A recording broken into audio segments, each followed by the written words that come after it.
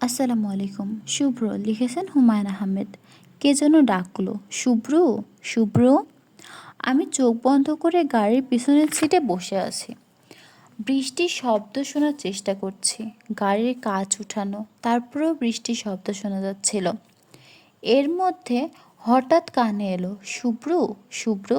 কেউ যেন এই নামে ডেকে গাড়ির পিছন থেকে ছুটে আসছে। আমি নিজেই অজান্তে কে বলে চোখ মেললাম। গাড়ির ড্রাইভার গাড়িতে হঠাৎ ব্রেক করে আমার দিকে তাকালো। আমি বললাম, কিছু না, তুমি চালাও। সে আবারও অ্যাসকিলেটরে চাপ দিল। সে এখনও স্বস্তি বোধ করছে না। তার চোখ ব্যাক ভিউ মিরের দিকে। আমাকে মনে হয় সে আয়নায় খানিকটা দেখা যাচ্ছে। এই ড্রাইভারকে নতুন রাখা হয়েছে। যে কোনো কারণেই সে আমার ভয় সারাক্ষণ অস্থির হয়ে থাকে। যতবার আমি তাকে ডাকি সে চমকে ওঠে। অফিসের বারান্দায় বসে চা খাচ্ছিল। আমি তার পাশে দিয়ে যাচ্ছিলাম, হঠাৎ তার দিকে তাকালাম। দেখি তার চোখ ভয়ে ও আতঙ্কে কাঁপছে। আমাকে সে কেন ভয় পায়? আমরা যে জিনিস বুঝতে পারি না তাকেই ভয় পাই। আমরা যে জিনিস বুঝতে পারি না তাকেই ভয় পাই। সে আমাকে বুঝতে পারছে না বলে ভয় পাচ্ছে। এই মুহূর্তে সে কি ভাবছে? সে ভাবছে ছোট সাহেব চোখ বন্ধ করে শুয়েছিলেন। হঠাৎ কেন জেগে উঠে বললেন কে? আমি তাকে ব্যাপারটা ব্যাখ্যা করলে সে কি আশ্বস্ত হবে? আমি কি তাকে বলবো, রশিদ শোনো, দুইটা জিনিস মানুষকে তাড়া করে। একটার নাম স্বপ্ন, সে সামনে থেকে তাকে ডাকে, মানুষ তার দিকে ছুটে যায়। আর একটার নাম স্মৃতি, সে ভয়ঙ্কর কোনো জন্তুর মতো পিছনে পড়ে থাকে, তাড়া করে। একজন বুড়ো মানুষের সঙ্গে আমার পরিচয় ছিল। তিনি প্রচুর জর্দা খেতেন।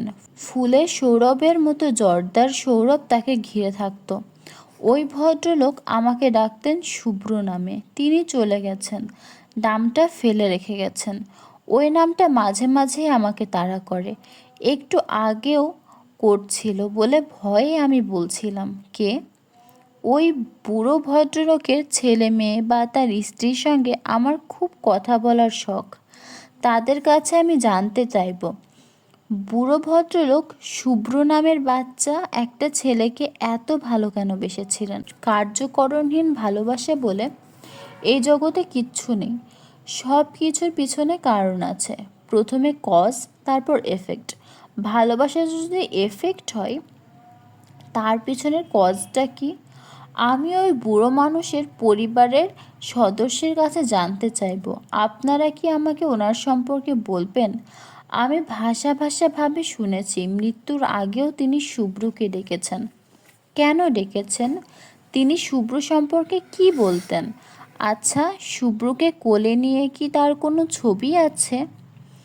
একটা ছবি তিনি আমাকে নিয়ে স্টুডিওতে গিয়ে তুলেছিলেন এবং আমাকে লজ্জিত গলায় বলেছিলেন, ছবি তোলার কথা বড় সাহেবরে বলবা না, তিনি রাগ হতে পারেন। আমি বলেছিলাম, রাগ হবে কেন? ছবি তোলা কি খারাপ? না, খারাপ না। ব্যাপারটা হলো কি শুভ্র, মানুষ আল্লাহ পাকের আজব সৃষ্টি। যে খারাপ কাজে রাগ হয়, ভালো কাজের জন্য রাগ হয়। আবার ধরো ভালো খারাপ না করলেও কাজের জন্য রাগ হয়। মানুষ বড়ই আজীব জানোয়ার। মানুষ আজব জানোয়ার কেন? আল্লাপাক মানুষকে আজব করে বানিয়েছেন এই জন্য।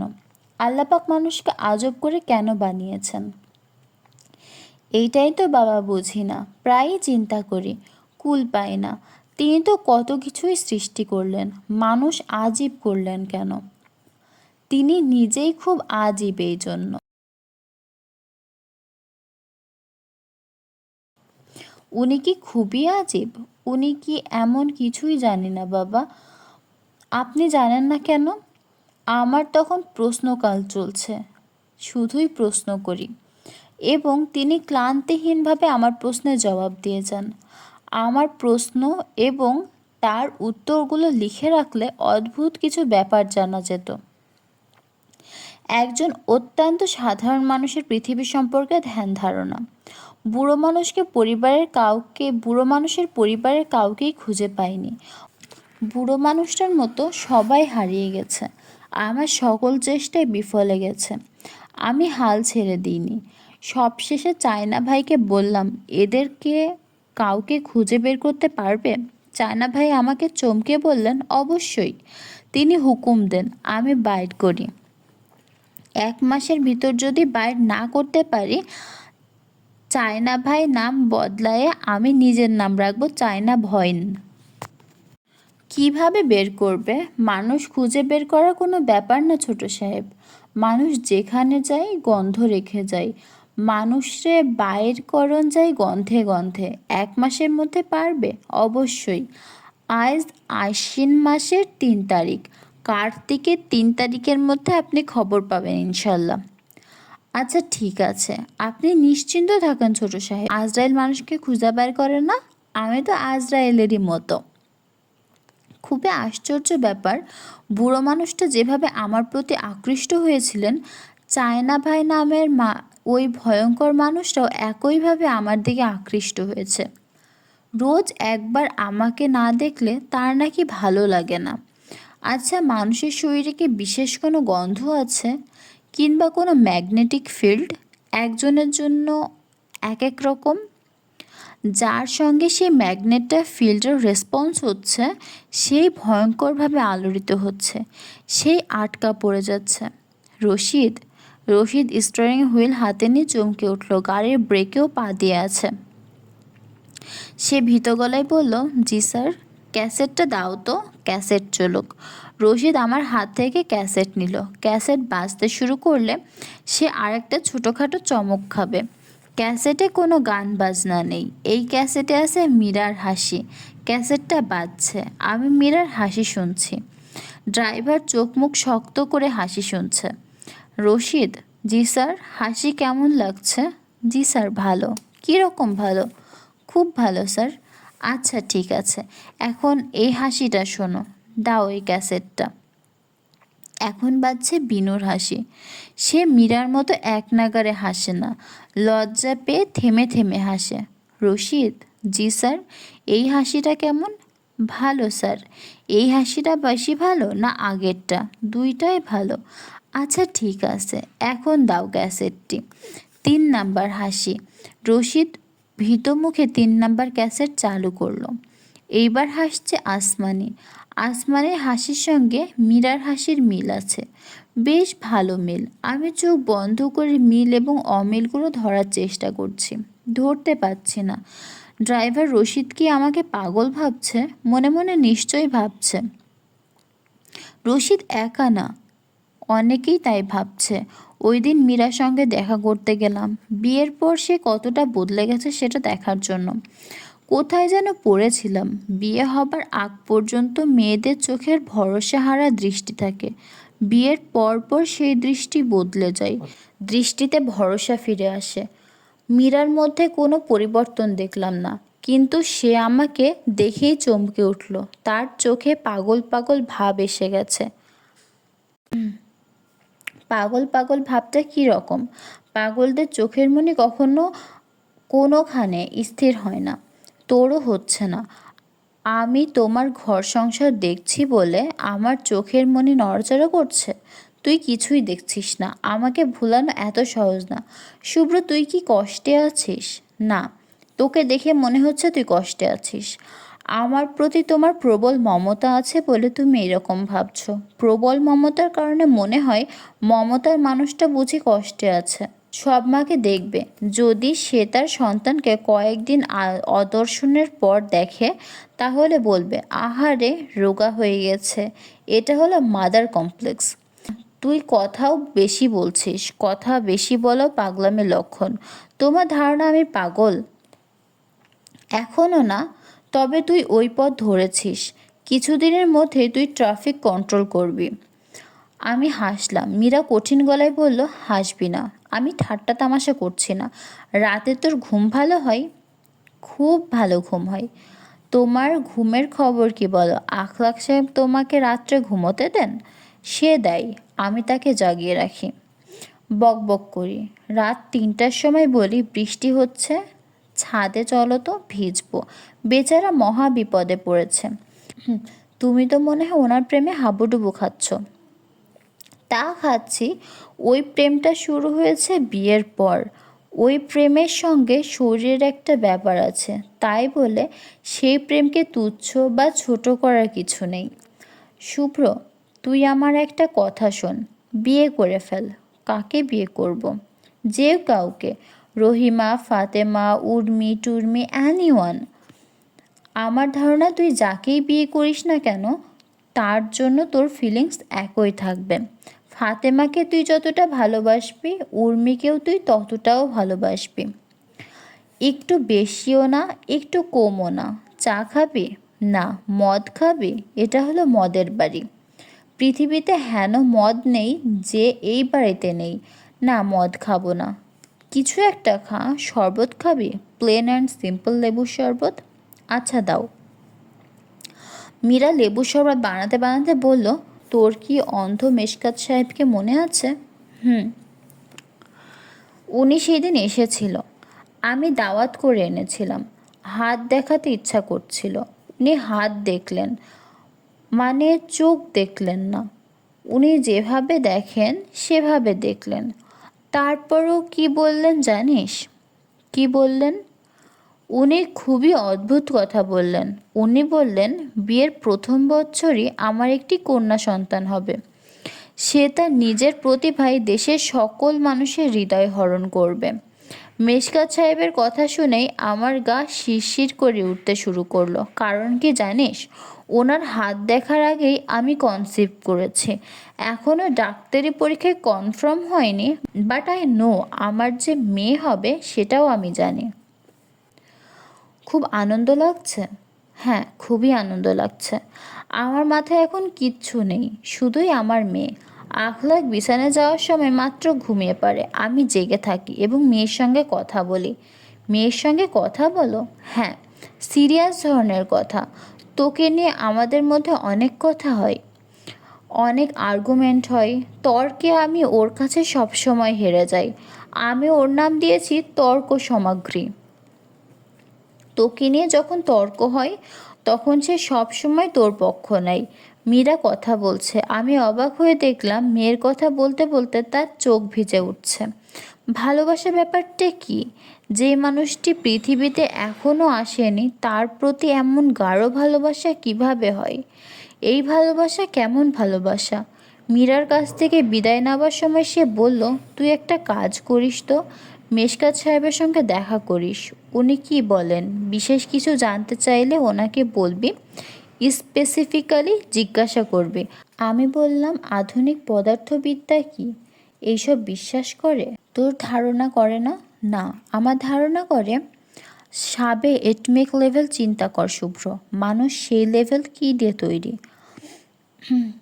Up quark, down quark, charm. জিনিসগুলো আসলে কি? নাথিং। জিনিসগুলো আসলে কি তার সঙ্গে মেশকাত সাহেবের বলার কোনো সম্পর্ক নেই। তোর সঙ্গে তর্ক করতে যাচ্ছি না শুভ্র, তোকে আমার ধারণার কথাগুলো বলি। We are really do not exist. এই যে তুই আমার সঙ্গে বসে আছিস, আমি তোর সঙ্গে গল্প করছি, এগুলো কিন্তু ঘটছে না। আমি হচ্ছে কোনো একজনের কল্পনা।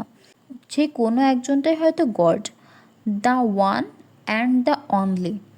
আমি তাকিয়ে আছি। মীরা হাত নাড়তে নাড়তে গল্প করছে, তাকে দেখতে ভালো লাগছে।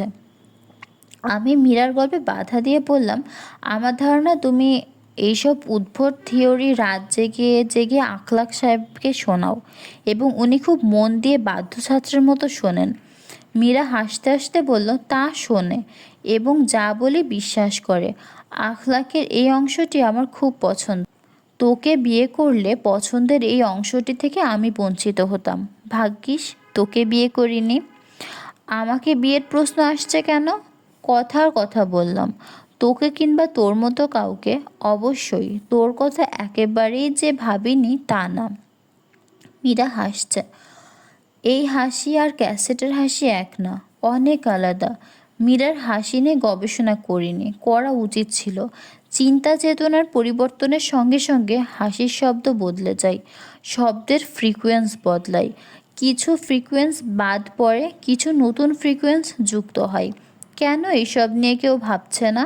রহস্যময় মানুষ কেন রহস্যের কুঠুরি থেকে বের হয়ে আসতে পারছে না? মেশকাত সাহেবের মতো মানুষরা আসলে কি করেন? তর্জনী উঁচিয়ে রহস্যময় সেই জগতের প্রতি ইঙ্গিত করেন। বুঝেই করেন কি না বুঝে করেন, মেশকাত সাহেব আমাকে চিনতে পারলেন। চোখের মতো শক্তিমান ইন্দ্রিয় থেকে বঞ্চিত মানুষদের অন্য ইন্দ্রিয়গুলো তীক্ষ্ণ হয়, এটা জানা কথা। তাই বলে এত তীক্ষ্ণ? মেশকাত সাহেব লুঙ্গি পরে আছেন, খালি গা, গায়ের ওপর পাতলা চাদর জড়ানো। মানুষটা ধবধবে ফর্সা। আখলাক সাহেবের বাড়িতে তার গায়ের এমন রং চোখে পড়েনি। মেশকাত সাহেব কিছুক্ষণ চুপ করে সহজ গলায় বললেন, আপনি শুভ্র? আখলাক সাহেবের বাড়িতে আপনার সঙ্গে কথা হয়েছিল। জি। পার্টি শুরু হবার আগেই আপনি মীরার সঙ্গে চলে গেলেন। মীরা ফিরে এলো, আপনি ফিরলেন না। জি। এত সব মনে আছে? অবশ্যই মনে আছে, মনে রাখাই আমার কাজ। অন্য কোনো কাজ তো হাতে নেই। আমার মতো অবস্থা যদি আপনার হতো, আপনিও সব কিছু মনে রাখতেন। ব্রেইলি পদ্ধতিতে ব্যবহার করে পড়াশোনা করার কথা কখনো ভেবেছেন? ভেবেছি। সেই সুযোগ কোথায়? আমি আপনাকে সাহায্য করতে পারি শুভ্র। কারোর সাহায্য আমি নেই না। যে কারো সাহায্য নেন না সে তো কাউকে সাহায্যও করে না। আপনি কি আমার কাছে কোনো কিছু সাহায্যের জন্য এসেছেন? না, জানতে এসেছি। আমার কাছে কি জানতে চান? অতি অতীন্দ্রিয় ক্ষমতা বলে কিছু কি আছে? ইন্দ্রিয়গ্রাহ্য ক্ষমতার বাইরে কোনো ক্ষমতা? মূল ক্ষমতা সবটাই তো ইন্দ্রিয়ের ধরাছোঁয়ার বাইরে। সামান্য যে ইলেকট্রন, একেও তো আপনি হাত দিয়ে ছুঁতে পারছেন না, অনুভব করতে পারছেন না, গন্ধ নিতে পারছেন না, দেখতে পারছেন না। আমি না পারলেও আমার তৈরি যন্ত্রপাতি পারছে। পারছে বলেই আমরা বলতে পারছি ইলেকট্রন কি, তার ধর্ম কি। তাও পারছেন না। পারছেন না বলেই একবার বলছেন ইলেকট্রন বস্তু, আরেকবার বলছেন তরঙ্গ। ইলেকট্রন হচ্ছে একই সঙ্গে বস্তু, একই সঙ্গে তরঙ্গ। খুব হাস্যকর কথা বলছেন না? আপনি নিজের মনকে জিজ্ঞাসা করুন, কথাটা হাস্যকর না। আমি চুপ করে রইলাম। মেশকাত সাহেব বললেন, মীরার কাছ থেকে শুনেছি আপনি ছাত্র হিসেবে অসাধারণ, মানুষ হিসেবে অসাধারণ। দুই অসাধারণ যার মধ্যে প্রকাশিত হয়েছে, তার হাতটা আমি একটু ছুঁয়ে দেখি। দেখুন বলে আমি হাত বাড়িয়ে দিলাম। শুনেছি আপনি মানুষের হাত ছুঁয়ে অনেক কিছু বলতে পারেন। আমার ব্যাপারে কিছু বলুন তো শুনি। মেশকাত সাহেব হালকা গলায় বললেন, ভুল শুনেছেন। আমি হাত ধরে কিছুই বলতে পারি না। তবে হাত ধরাটাকে তুচ্ছ করবেন না। যেই মুহূর্তে আমি আপনার হাত ধরলাম, সেই মুহূর্তে কি হয় জানেন? আপনার শরীরে কিছুটা ইলেকট্রন, কিছু সাব অ্যাটমিক পার্টিকেল আমার শরীরে চলে আসে। আমার কিছু চলে যায় আপনার মধ্যে। হাত ধরা মানে তার কিছু অংশ আমার ভিতরে নিয়ে নেওয়া। আমি এরকম করে ভাবিনি। খুব বড় মাপের মানুষদের আমরা স্পর্শ করতে চাই, কারণ আমরা তার শরীরের কিছু অংশ নিজের ভিতরে নিতে চাই। ঠিক যে কারণে ভয়ঙ্কর মানুষদের স্পর্শ করতে নেই। মেশকাত সাহেব আমাকে চা খাওয়ালেন, নিজেই চা বানিয়ে খাওয়ালেন। একবারের জন্য মনে হলো না মানুষটা চোখে দেখতে পান না, তিনি বাস করেন আলোহীন জগতে। শুভ্র? জি। একটা হাইপোথেটিক ব্যাপার কল্পনা করুন। আমি হাত দিয়ে আপনাকে ছুঁয়ে দিলাম, সেই কারণে আপনার শরীর থেকে কিছু ইলেকট্রন চলে এলো আমার শরীরে। এমনও তো হতে পারে তাদের কাছে আপনার ব্যাপারে যাবতীয় তথ্য থাকতে পারে। সেই তথ্য হয়তো সবাই ধরতে পারে না, কেউ কেউ পারে। আমি চায়ে চুমুক দিতে দিতে বললাম, আপনি কি বলতে চাচ্ছেন ইলেকট্রনের ভাষা পড়ার ক্ষমতা আপনার আছে? মেশকাত সাহেব শান্ত গলায় বললেন, আমি কিছুই বলতে চাচ্ছি। আমি একটা হাইপোথিসিস দাঁড় করলাম, এর বেশি কিছু না। বিজ্ঞান রহস্যতাময় অপছন্দ করে, অথচ সবচেয়ে রহস্যময় ব্যাপারগুলোই কিন্তু ঘটছে বিজ্ঞানে। আমাদেরকে পরম রহস্যের দিকে এই বিজ্ঞানই কিন্তু ঠেলে নিয়ে যাচ্ছে। বলুন, নিয়ে যাচ্ছে না? হ্যাঁ, নিয়ে যাচ্ছে। আমাদের সাধারণ মানুষের কাছে সময় আছে, অতীত আছে, বর্তমান আছে, অনাগত ভবিষ্যৎ আছে। সেখানে যদি আপনাদের বিজ্ঞান বলে বসে অতীত, বর্তমান, ভবিষ্যৎ বলে কিছুই নেই, তখন ধাক্কার মতো লাগে না? হ্যাঁ, লাগে। আপনি কি বিজ্ঞান নিয়ে প্রচুর পড়াশোনা করেন? মোটেই পড়াশোনা করি না। অন্যরা বলে, আমি শুনি, যা ভালো লাগে মনে রাখি। মানুষকে চমকে দেওয়ার জন্য আহরিত এই জ্ঞান ব্যবহার করি। সত্যি করে বলুন তো শুভ্র, আপনি চমকাননি? হ্যাঁ, চমকেছি। অন্যকে চমকে দিয়ে মজা দেখার প্রবণতা মানুষের মধ্যে খুব বেশি আছে, আর সবচেয়ে বেশি আছে প্রকৃতির মধ্যে। প্রকৃতি সবসময় মানুষকে চমকাচ্ছে। প্রকৃতির কাণ্ড কারখানা দেখে আমার মনে হয় মানুষকে চমকে দিয়ে সে খুব মজা পায়। কাজেই শুভ্র শুনুন, যদি কোনো ভয়ঙ্করভাবে চমকে ওঠার মতো কোনো ঘটনা ঘটে বা আপনার জীবনে ঘটে যায়, আপনি বিচলিত হবেন না, সহজ থাকবেন, শান্ত থাকবেন এবং ভেবে নেবেন এটা কিছুই না, প্রকৃতির মজা মজা খেলার অংশ। এটাই কি আমার বিষয়ে আপনার ভবিষ্যৎবাণী? মিশকাত সাহেব হাসলেন, হাসতে হাসতে বললেন, এটা একটা খেলাও হতে পারে, চমক চমক খেলা। গভীর ভঙ্গিতে কিছু কথা বলে চমকে দেওয়া।